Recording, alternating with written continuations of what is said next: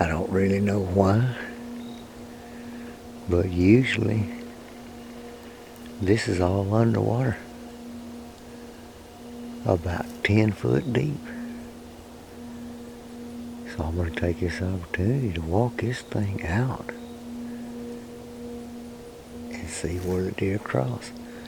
I can see north of here a bunch of willows. It looks like high ground. I haven't walked up there, but I'm more interested in what's south of here. But you can see this is all bone dry. And them willows around the bank create perfect bed habitat up against this marsh. So we're gonna walk this thing out, see where some dry ground is when it is wet. I'd kind of like to know why it's dry, but it don't really matter. Take advantage of it while we can. This trail right here, I'm on the other side of the marsh, and it's leading to that little high ground spot. All this is dry. This is normally full of water. I don't know where all the water went, but that whole bottom right there is normally full of water. We've got water running through it for sure. But I'm going to follow this trail out a little bit. I may have to just make a big loop, go back and get my stand later, but I got to see where this goes. Now this right here is more of what I'm looking for an Alabama rub. You know, he snapped that tree in half. So far it's the best rub and the freshest rub I found so far. Well, Alabama's fixing to get cranked up here. It's my first scrape. Looks like it's pretty fresh.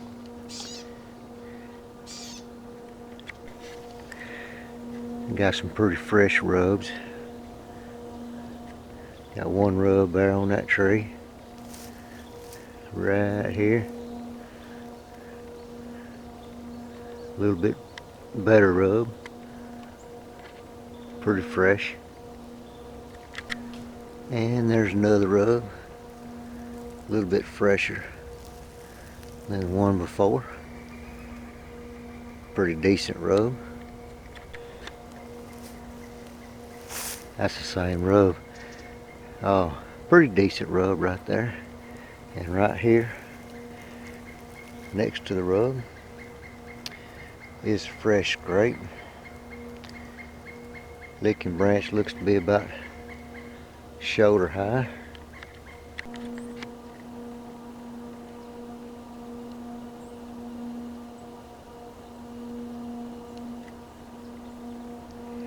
He's pretty much touched every tree in here. That one. That one. And even that one there.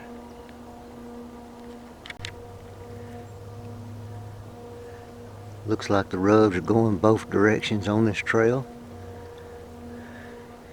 I gotta find me a really good pinch point where I can maybe try to kill this buck, because he's got the rubs scattered pretty much everywhere through here. I gotta find a more concentrated pinch point.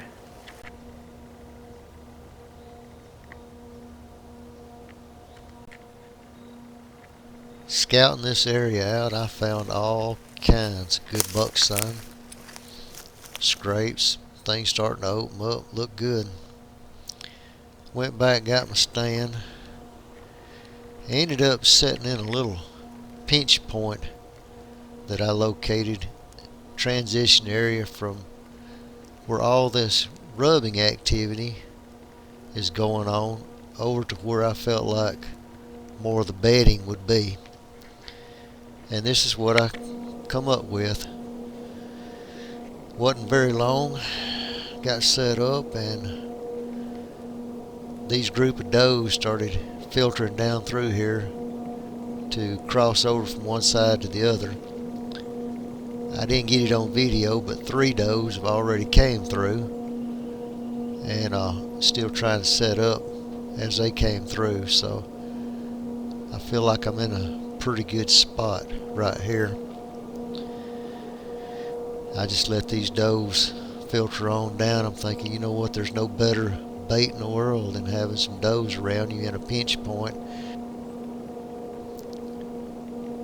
All I need now is for Big Boy to realize they're in here and come on over and investigate. Come on, Big Boy.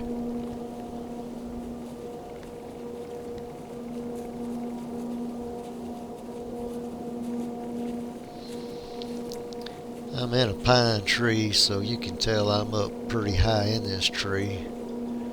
Mainly I sat here to observe more than anything, because I've pretty much stomped the ground everywhere in there, and I thought if I did manage to see the buck, maybe I could get a handle on which direction he was coming from, and I might possibly get busted by all the ground scent I left on, which these does are actually going to be smelling quite a bit of here, because I zigzagged all right in there where they're walking right now. I kind of expected the deer to come from the other side. One thing I did was I used Indian buck lure. I put 1 drop on the toe of my boot on each foot, and then I take my other foot and rub across the toe so that I get the lure on both the bottoms of my feet. And that's all the lure I use. 1 drop on each toe and then rub across the toe with my foot. And that's what these deer are smelling right here. It keeps them curious for a long time. Sometimes they'll just follow it straight to the base of your tree. So if you pay attention to these deer, she's smelling it all over. You know, she can't really detect which direction the scent's going. This older doe in front of me, she's smelling it going this way. I think, well, she may go to the base of my tree. But I've just zigzagged everywhere, which confuses the deer. So they don't really know which direction to scent check when you do that. So that's maybe a little tip you might be able to use down the road.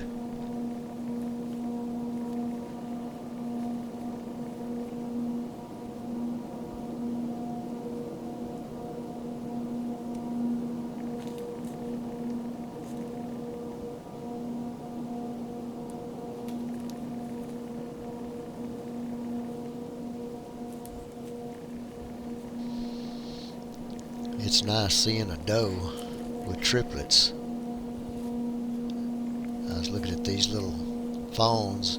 They look like they're late droppers, but all 3 of them look pretty fat and healthy to me. So this might definitely be one of those does you want to leave in your area.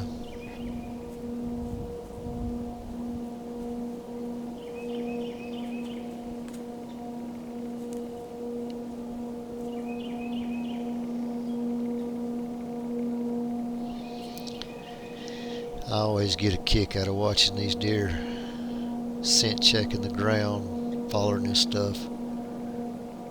Curiosity just overwhelms them sometimes, and they'll stay there. I've had them stand in an area like this right here, zigzag back and forth for close to an hour.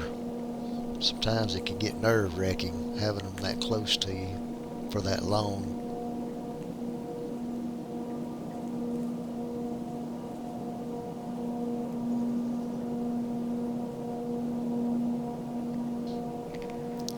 They're eventually going to work their way over to that gap. Right here, I'm on one side of the gap. I'm not right in the gap. sitting to this side gave me a much better view of the area, and I could be able to tell maybe the directions they were going to and coming from much better. But they all going right through that one little gap, which is awesome.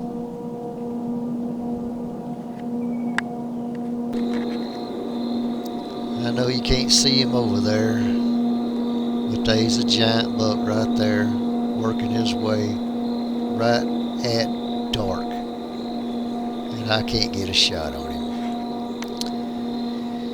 Just too much stuff between me and him, but I'm on him now. Dang it, he got by me. Doggone it. Well, better luck next time.